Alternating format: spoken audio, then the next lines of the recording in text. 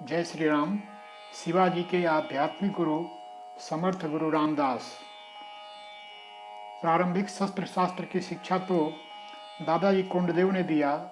शिवाजी सबसे सीखते, विशेषकर अपने पिता के साथ कार्य कर रहे ऐसे वरिष्ठ सामंत सरदारों से अस्त्र शस्त्र की शिक्षा और युद्ध कला की जो पैनी धार होती उसको प्राप्त करते। लेकिन सच्चे अर्थों में उन्हें आध्यात्मिक ज्ञान समर्थ गुरु रामदास से हुआ। समर्थ गुरु रामदास अपने आप में एक महान संत, एक सन्यासी की तरह वे यत्र तत्र सर्वत्र परिभ्रमण करते रहते। जिस गांव में जाते वहां एक व्यायामशाला, एक शारीरिक के प्रति अभिरुचि, नवयुवकों का आह्वान, अपने सामने रहकर उन्हें कुश्ती लड़ना, मलखम्ब आदि के व्यायाम आदि के क्रम में जोड़ना, ऐसा करके एक गांव से दूसरे गांव पूरे भारत भर भ्रमण करते रहते। उनका नारा था, जय रघुवीर समर्थ।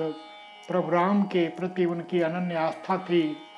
कहते हैं कि आगरा के किले से जब शिवाजी और संभाजी छद्मवेश में बाहर निकले और अपनी पहचान को छिपाते हुए फिर से माता जीजाबाई के सम्मुख प्रस्तुत हुए, तो उसके बीच में समर्थ गुरु रामदास की ये व्यायामशालाएं, ये गांव में संगठित संगठन, यह शिवाजी को संरक्षण दिया और पूरे भारत को अपना घर मानते हुए विश्राम करते हुए, और छत्रपति शिवाजी महाराज कहाँ आगरा, कहाँ माता जीजाबाई का किला, वहाँ तक पहुँचे थे। समर्थ गुरु रामदास अपने गुरुभक्त शिवा का की परीक्षा लेने के लिए एक प्रसंग उपस्थित किए। एक समय जब शिवाजी उनके साथ थे, तब वे रात के अर्धरात्रि की वेला में घनघोर वर्षा अंधियारी रात में कराहने लगे, शिवा पेट दर्द से जिया नहीं जा रहा। शिवा ने पूछा, गुरुदेव यह दर्द कैसे दूर हो सकता, यह व्याधि कैसे समाप्त हो सकती। उन्होंने कहा, यदि कहीं सिंघनी का दूध प्राप्त हो तब यह दर्द दूर हो सकता। उसी रात्रि घनघोर अंधेरे में वर्षा और बिजली की गड़गड़ाहट के बीच वे जंगल में गए। बड़ी ढूंढ खोज के बाद एक सिंघनी अपने बच्चों को दूध पिला रही थी। उसका प्रणाम किए, कहा, माता मुझे क्षमा करना, मैं इस अवस्था में आपका यह वात्सल्य प्रभावित नहीं करना चाहता, लेकिन मुझे अपने गुरु के प्रति असीम प्रेम है। मैं अपने गुरु के आदेश से, इच्छा से यहाँ आपका दूध प्राप्त करने आया हूँ। मैं आपका पुत्र हुआ, मुझे आदेश दीजिए कि मैं थोड़ा दूध प्राप्त कर लूँ।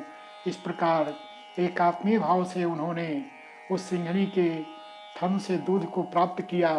सिंघनी मौन एक वात्सल्य भाव से शिवा को दूध अर्पित करती रही, और ऐसे दूध को लाकर जब वे समर्थ गुरु रामदास के सम्मुख प्रस्तुत हुए, तब शिवाजी को देखकर समर्थ गुरु रामदास मुस्कुराए और कहा कि तुम्हारे लाए दूध को मैं ग्रहण करता हूँ, लेकिन मैंने तुम्हारी परीक्षा ली, तुम अपनी परीक्षा में सफल हुए।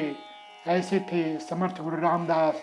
कहते हैं कि जीवन भर युद्ध लड़ते लड़ते बचपन से युद्ध के क्रम में शिवाजी प्रवृत्त हुए थे, और तरुणाई तक कई बार किलों को जीतना, एक दो बार छल का शिकार होना, ऐसे करते उनके मन में व्यामोह हुआ।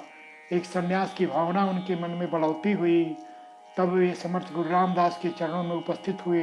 कहे, गुरुदेव अब मैं युद्ध नहीं लड़ सकता, अब मैं राजसी व्यवस्था को स्वीकार नहीं कर सकता, आप मुझे अपने चरणों में लेते।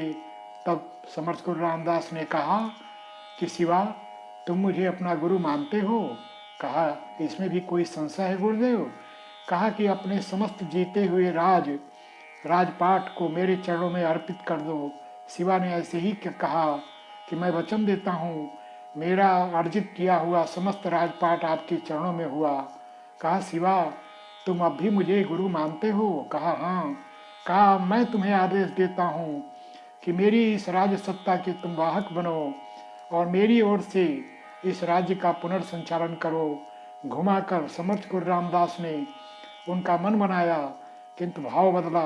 अब शिवाजी इस भूमिका में थे कि मैं अपने गुरुदेव की राजसत्ता का केवल एक सेवक मात्र हूँ, एक एक कड़ी मात्र हूँ। और फिर उस नई भूमिका में शिवाजी आजीवन रहकर अपने दायित्व का निर्वहन किए, माता जीजाबाई की इच्छा का पालन किए और इस प्रकार हिंदू पदपातशाही की स्थापना हुई। धन्य हैं छत्रपति शिवाजी महाराज और धन्य हैं उनके गुरु दादाजी कोंडदेव, समर्थ गुरु रामदास। जय रघुवीर समर्थ, जय श्री राम।